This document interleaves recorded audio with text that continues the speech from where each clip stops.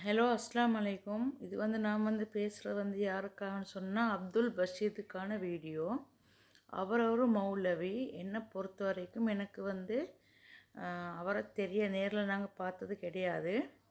அவர் நல்ல மக்களுக்கு நல்ல ஒரு மௌலவியாக நல்ல நல்ல விஷயங்களை யூடியூப் சேனல் மூலமாக சொல்லியிருக்காரு.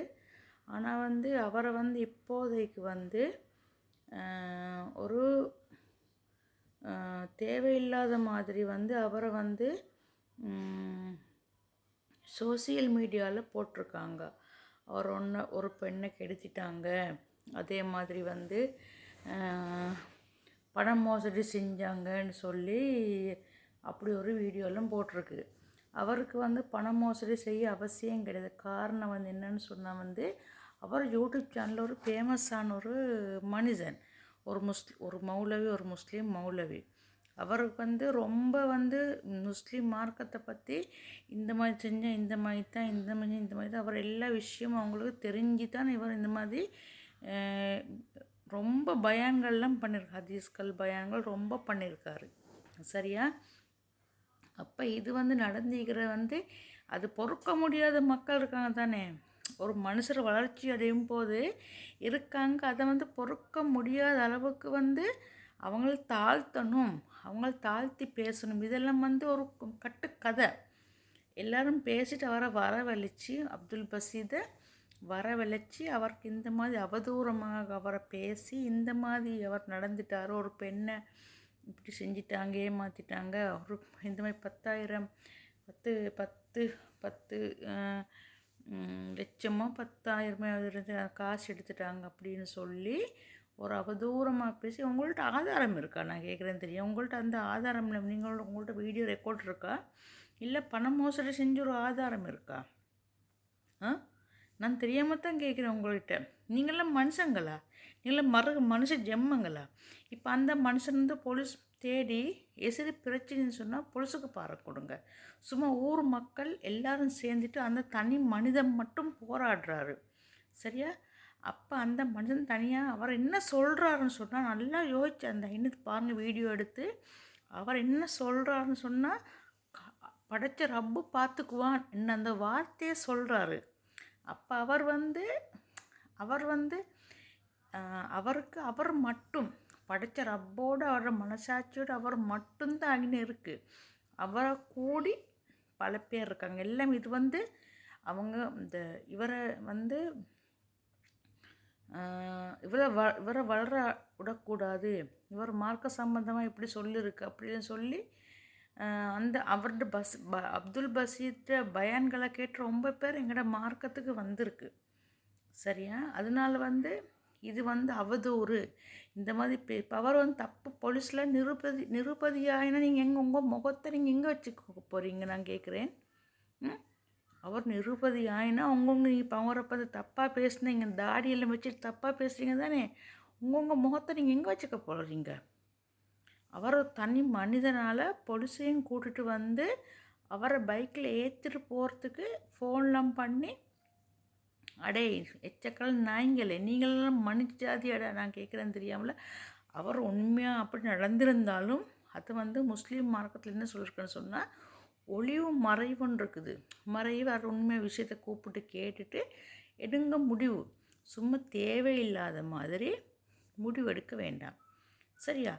அப்போ நான் இப்பொண்டு யோசிக்கிறேன் அவருக்கு அவ்வளோ பிரச்சனை, அவ்வளோ அவரை சூழ்ந்து விரோதிகள். அந்த முகமது நபி ஸல்லல்லாஹு அலைஹி வஸல்லம் அவங்களுக்கு முகமது நபி ஸல்லல்லாஹு அலைஹி வஸல்லம் அவங்களுக்கு அவ்வளோ பிரச்சனையிலையும் அவங்க பொந்துலுக்கு போகும்போது சிலந்தி என்ன செஞ்சேன்னு சொன்னால் அந்த சிலந்தி கூட்ட கெட்டது. முகமது நபி ஸல்லல்லாஹு அலைஹி வஸல்லம் பூந்த நாயம் ஸல்லல்லாஹு அலைஹி வஸல்லம் பூந்த அந்த குகைக்குள்ளே புகுந்தது மாதிரி இல்லாமல் சிலந்தி வலையை கூடு கட்டினாங்க. அப்போ காஃபிர்கள் என்ன செஞ்சேன்னு சொன்னால் அந்த பார்த்தா இதில் யாரும் அவங்க இதில் இல்லைன்னு சொல்லி அவங்க திரும்பி போனேன். அதே மாதிரி தான் இன்றைக்கி அந்த அப்துல் பஷீதுக்கு நடந்தது. சரியா? இதுதான் உண்மையான விஷயம். அப்போ அவருக்கு இவர் இப்படி நடந்ததுக்கு பிறகு நீங்கள் எப்படி நீங்கள் சொல்லுவீங்க? அவர் இப்படி நீங்கள் உங்கள் கண்ணால் நீங்கள் பார்த்தீங்களா? அவர் இந்த மாதிரி தப்பு செஞ்சு நீங்கள் பார்த்தீங்களா? பார்க்கல தானே. பார்க்காமல் நீங்கள் ஒன்றும் சொல்ல வேண்டாம். அவர் போலீஸ் போலீஸ் நீதி என்றதுக்கு இருக்குது. நான் கேட்குறேன், நீதி எந்தக்கு இருக்குது? அது போலீஸ் இருக்குது, அவர் உண்மை செஞ்சுருக்காரா இல்லையா அவங்க எல்லாம் தேடுவாங்க. பண மோசடி செஞ்சுருக்காங்களா, இல்லை ஒரு பொண்ணை அந்த மாதிரி இழிவுபடுத்திக்கிறாங்களான்னு சொல்லி அந்த போலீஸ் வந்து தேடுவாங்க. தேடி அவங்களுக்குள்ள இதை போலீஸ் தண்டனை அவங்களும் கொடுத்துருவாங்க.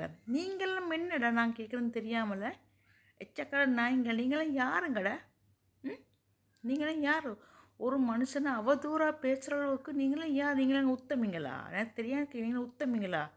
இதை வச்சுக்கோ, நீங்களும் உத்தமிங்களான்னு நான் கேட்குறேன். சரியா? இங்கே வாங்க. மனுஷன்தான் தவறு செய்யும். தவறு செய்து மிருக ஜாதி கிடையாது. மனுஷனுக்கு தான் தவறுகள் நடக்கும். அந்த தவறுகளை மறைக்கிறது தான் மனித ஜாதி. அவர் தப்பாக நடந்திருந்தாலும் அதை நீங்கள் வந்து உண்மை எது பொய் எதுன்னு சொல்லி நீங்கள் வந்து தேடி பார்க்கணும். நீங்கள் இப்போ என்னென்னு சொன்னால் தேடி பார்க்காம அதை இப்போ புதுசாக நடந்தது சரி, அப்போ அதை வந்து வெளிவிடாமல் இருந்து இன்றைக்கி நீங்கள் ஃபேஸ்புக் மூலம் அவங்களுக்கு லைக் வேணும், கமெண்ட் வேணும், சப்ஸ்கிரைபர் வேணும்னு சொல்லி நீங்களே வந்து அதை வந்து வீடியோவில் போட்டு எல்லா சோசியல் மீடியாலையும் எல்லோரும் பார்க்குறாங்க. அது உண்மை தெரியும். அது அவருக்கு அப்துல் பஷீதுக்கும் படைச்ச ரப்புக்கும் மனசாட்சிக்கும் மட்டும்தான். எனக்கு ரொம்ப கவலையாக இருக்க காரணம் என்னென்னு சொன்னால், நமக்கு வந்து என்ன பிரச்சனை வந்தால் நம்ம கூட ஒரு துணைவன் இருக்கும். அது யாருன்னா பிள்ளைகள் நம்மளை கைவிட்டு போனாலும், நம்மளோட தாய் தாப்பன் சகோதரமார் நம்மளை கைவிட்டு போனாலும் நமக்கு படைச்ச ரப்பு இருக்குது நம்ம கூட. சரியா? பொண்டாட்டி என்றவள் இருக்குது தானே, பொண்டாட்டி. நம்ம கல்யாணம் முடித்து நல்ல ஊர் மக்களுக்கு கல்யாணம் முடித்து ஊர் மக்களுக்கு தெரிஞ்சு கல்யாணம் கட்டி நாங்கள் வாழ வந்து பிள்ளைங்களை பெக்கிறோம் தானே, புருஷன் நம்பி. அப்போ என்னன்னு சொன்னால் அவர் தனியாக இருக்கார். அந்த தனியாக இருக்கும் அந்த இருந்த உடையோடு அந்த இருந்த ஒரு துணியோடு அவரை கூட்டு போகிற. அப்போ பொண்டாட்டி எங்கே இருந்த, அவங்களோட உமா அப்பா எங்கே இருந்தாங்க நான் தெரியாமல் கேட்குறேன். அவங்களோட உமா அப்பாவுக்கு தெரியும் தானே. பொண்டாட்டிக்கு அட என் புருஷன் இவ்வளோ மக்கள் சோர்ந்துருக்காங்க, என் புருஷனுக்கு அடிப்பாங்களா, என்ன நடந்தாலும் நாங்கள் போகணுமா, இன்னைக்கு என் புருஷன் சொல்லி நாங்கள் போகணும்.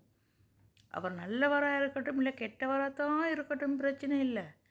அப்துல் பஷீதுக்கு இந்த மாதிரி நடக்கும். சொந்த பொண்டாட்டி பக்கத்தில் இல்லை. இந்த உலகம் வந்து புரிஞ்சுக்கோங்க. சரியா?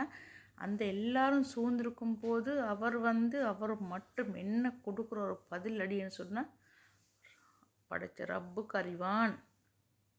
அது பெரிய வார்த்தை. அல்லாஹு நாயனுக்கு அல்லாஹு தாலானுக்கு மட்டும்தான் அது உண்மை பொய் தெரியும். அவருக்கும் மட்டும்தான். யாரும் அவதூறமாக பேச வேண்டாம். இன்றைக்கி அவர் நிரூபதியாக வந்தால் நீங்கள் அவரை தப்பாக பேசினவங்க, சரியா, அவரை பொலிசு காட்டி கொடுத்தவங்க நீங்கள் எப்படி உங்களோட முகத்தை நீங்கள் எங்கே வச்சுக்க போகிறீங்க நான் தெரியாமல் தான் கேட்குறேன். அவர் தப்பானவர் இல்லைன்னு அவருக்கு தெரியும். தப்பானவராக இருந்தாலும் அவருக்கு தான் தெரியும், படைச்ச ரப்புக்கு தான் தெரியும். சரி, நீங்கள்லாம் என்ன ஜாதிங்க எனக்குன்னா புரியலடா. என்ன ஜாதிங்க எனக்கு புரியலை. அந்த மாதிரி யாரையும் இழிவுபடுத்த வேண்டாம். தப்புன்னு அதை மூடி மறைக்க பாருங்கள். அதுதான் மனித ஜாதி. புரிஞ்சுக்கோங்க. சரியா? இது நான் அப்துல் பஷீதுக்கான மட்டுமான வீடியோன்னு அவர் எனக்கு ரொம்ப பிடிக்கும். நாங்களும் தெரிந்திருக்கு அவரோட பயானு ஹதீஸு அவர்கிட்ட எல்லாமே நாங்கள் கேட்குறோம். நல்ல அழகான பயான்கள், காதில் இனிமையாக விழும் அந்த பயான்கள், தெரியுமா? அப்படி அவர் நல்ல ஒரு ஹதீஸ், நல்ல பயான், நல்ல அறிவுரை கொடுத்துருக்கார். அவருக்கு நான் மார்க்கத்தை பற்றி அவ்வளோ தெரியாதா? நான் கேட்குறேன்னு தெரியாமல் மார்க்கத்தை பற்றி தெரியாது. மார்க்கத்தை பற்றி தெரிஞ்சு அவர் அந்த மாதிரி அப்படி செய்வார். அது செய்ய மாட்டார். ஏண்டா உங்களுக்கு இதெல்லாம் பொழப்போம். உண்மையை மட்டும் பேசுங்க. உண்மையாக மட்டும் வாழ பாருங்கள்.